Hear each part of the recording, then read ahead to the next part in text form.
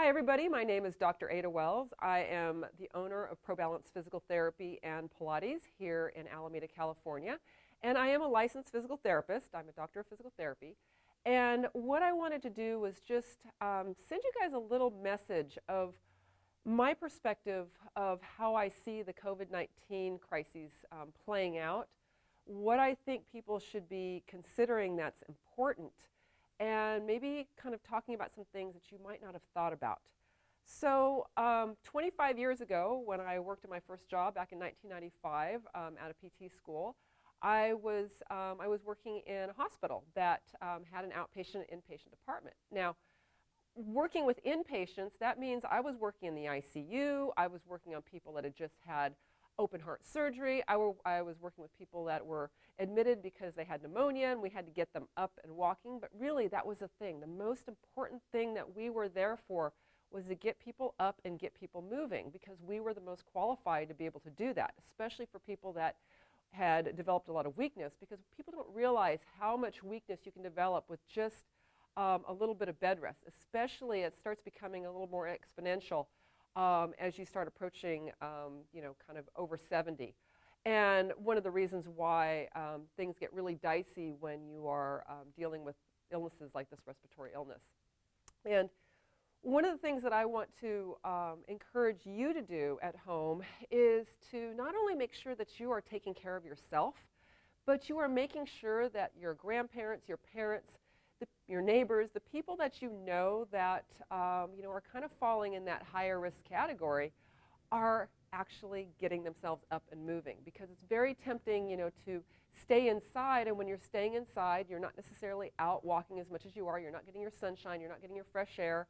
And the thing is that decreased activity does become much more noticeable much sooner the older you are. So it's really important that you're able to find something that you can do, some activity you can do consistently that is just going to help with your overall ability to stay moving. Now, I've launched a program called Be Well, Stay Well. It is an online live stream Pilates-based exercise classes, group classes, doing 2 to 3 a day, where we're actually focusing on kind of the over 50 age group. I mean, really, this is the group where, we've got the body 2.0. Things have happened. You've got maybe low bone density. You've got arthritis here and there. The knees don't work as well, perhaps.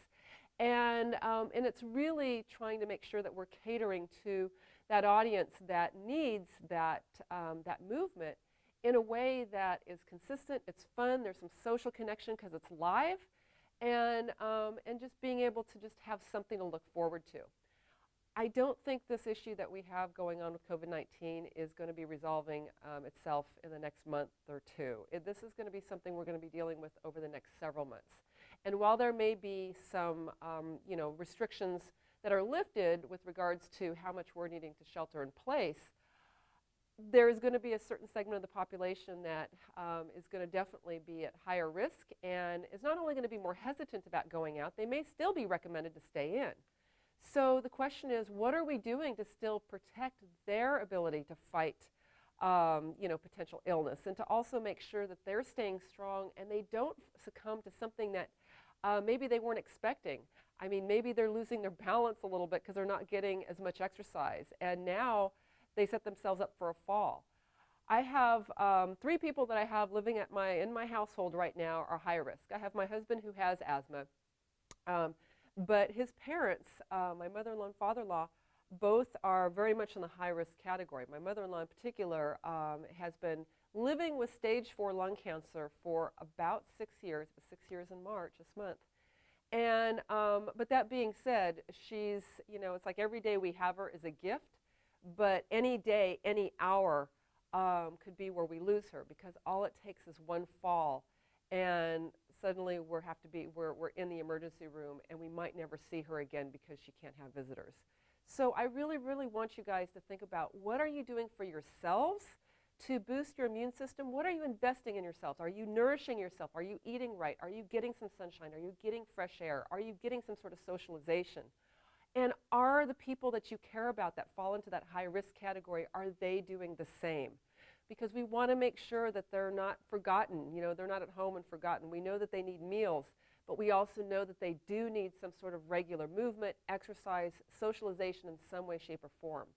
So, so I'd encourage you to, you know, see what you have in your area that can help provide that. If you are there and you know, and you're able to have a good relationship with your, you know, these neighbors and can help them out, or this family and you can help them out, do that. I know with social distancing it makes it very difficult, but this is where if we can bring them into technology a little bit, you know, sometimes it's a little harder than it can be with other populations.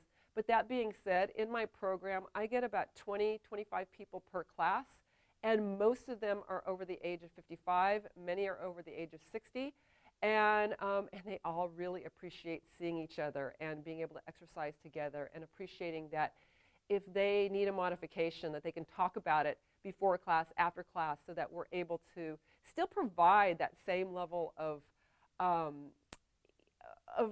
empowerment in your ability to you know, use movement to be able to you know, be your own medicine, to provide yourself that boost of immunity and to, you know, decrease stress and anxiety and all those things that kind of come along with this. So anyways, I just wanted to give you that perspective, and also wanted to thank the physical therapists that are currently on the front lines, that are working alongside the nurses and doctors in the hospitals right now. You know, I don't know what is in store for healthcare and for other licensed professionals like myself who may be called for some reason to, you know, assist in that fight. But I hope that, you know, everybody at home can do their part, and I hope I can help you guys in what way I can. As a secondary note, we are doing some telehealth physical therapy here at our studio. So if you're a resident of California and you need physical therapy, some insurance companies are reimbursing for telehealth. So you can go to the website at www.probalance.tv, contact us, get some more information.